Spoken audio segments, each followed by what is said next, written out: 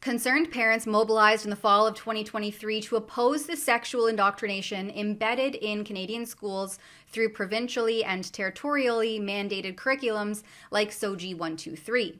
Meanwhile, the trans lobby spread blatant dis and misinformation about the protests' objectives, and we have access to information documents showing how certain jurisdictions attempted to coordinate with law enforcement to shape police response.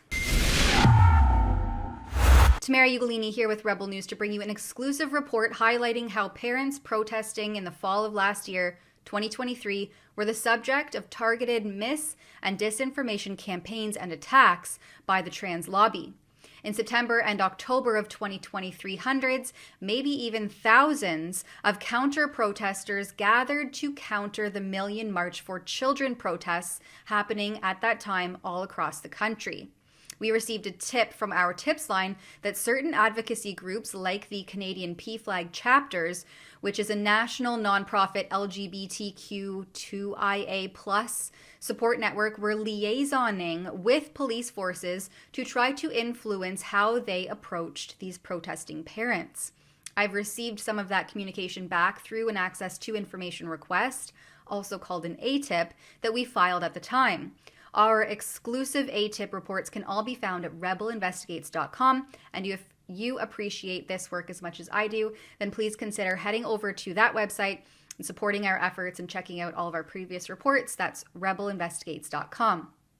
Now, before I show you the absurd things that one particular PFLAG chapter said, let me provide some additional context. As I mentioned, in the fall of 2023, concerned parents were rallying to protest the proliferation of radical sexual ideology happening all across Canada in provincial school systems.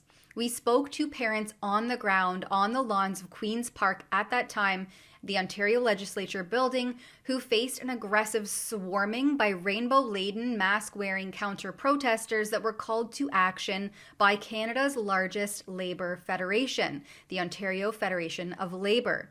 The OFL labeled these concerned parents as ultra-conservative right-wingers who are against teaching 2S LGBTQIA+ content in schools.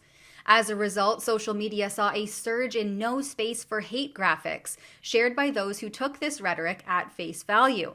But this isn't at all what parents on the ground were saying.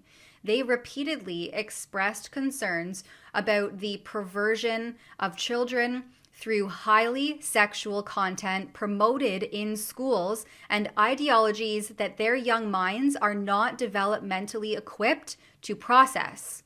They were championing preserving and protecting childhood innocence, something that is short-lived and once compromised can never be reclaimed.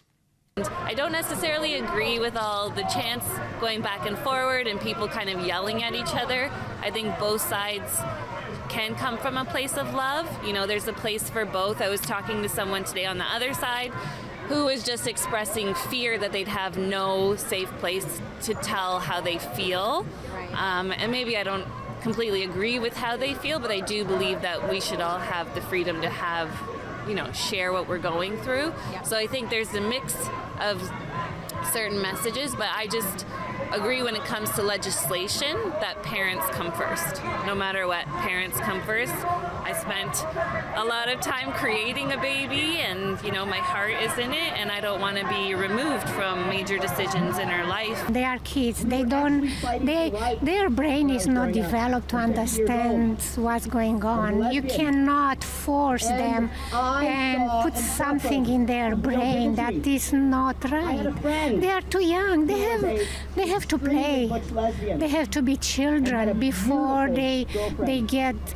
We cannot put them into a stage of being adult in early stage. They have to live their being as a child. Let them be children. I have 2 gay sons. I am not against LGB or whatever you want to call it. They have their rights. They do what they want. They're adults. You make your own decisions when you are an adult, but not when you're 3, 4 and up. They're even advocating 9-year-olds should be having sex. You know, I'm not sure that there really is one. It's sort of become obvious that the people who promote and support gender ideology don't really love the children. They love their ideology. That's what they love. And the children are just fodder to support that ideology. And this brings us back to the trans lobby, who didn't bother to listen to these concerns of any of these parents because they were too busy lobbying the media, the government, and apparently certain police forces. They were ignoring statements and missions being put out by the concerned parents around the infiltration of radical sexual ideologies in our schools under the guise of sexual orientation and gender ideology known as SOGI. Instead, two particular individuals were busy spreading false fabrications, namely in an email sent out by Wendy and Carolyn, the two co-founders of the Peel Region PFLAG chapter. Carolyn Biek has a 2S LGBTQ plus study certificate from Humber College.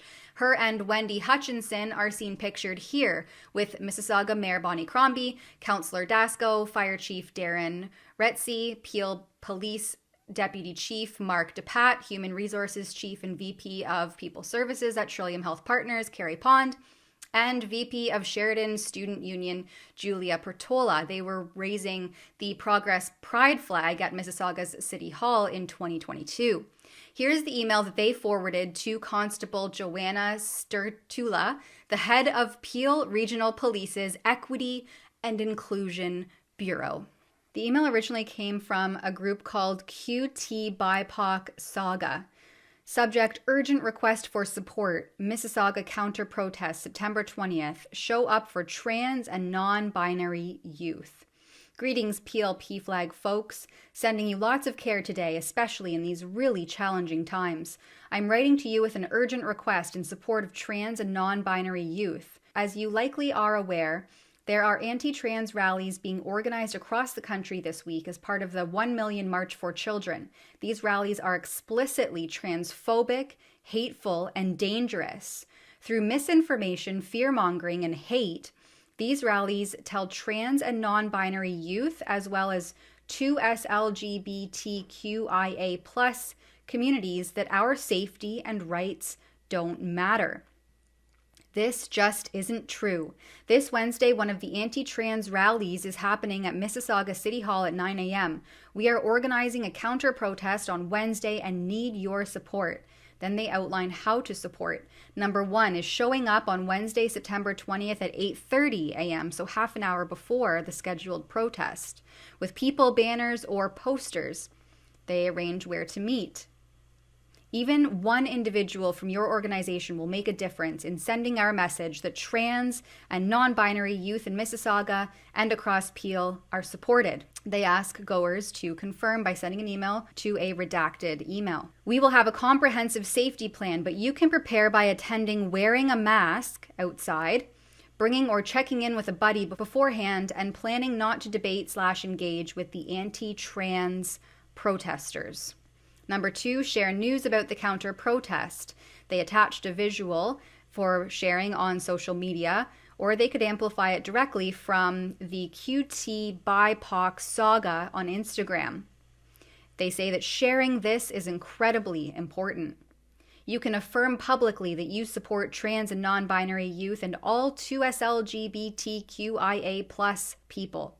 You can do so by sending us your organization name and logo for us to include in a wider public post that lists groups and organizations in Mississauga/Peel that support trans and non-binary youth and all 2S LGBTQIA+ people.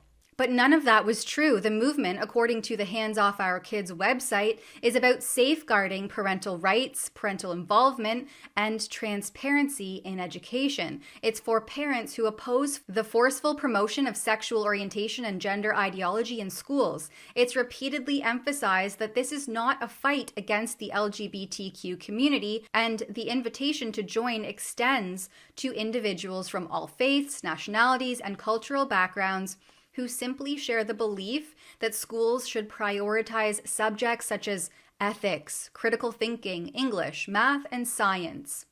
To say that these parents are ultra-right conservative, whatever that even means, and transphobic, hateful, and dangerous is a baseless and extreme fabrication serving only to sow division and dehumanize the legitimate concerns of these parents. In true ideological subversive fashion, trans lobbyists successfully reframed the protest as anti-LGBTQ, and the media did their part in spreading divisive rhetoric, calling them hate-fueled anti-human rights marches. For Rebel News, I'm Tamara Ugolini. We launched a special website in response to the government-supported sexual indoctrination curriculums being fostered in Canadian schools at stopclassroomgrooming.com. At that special website, you can exercise your democratic voice by sending a form email to each provincial minister of education. You can sign our petition demanding that they address this ongoing issue and consider supporting our journalism with a small donation if you can. All of that and more at stopclassroomgrooming.com.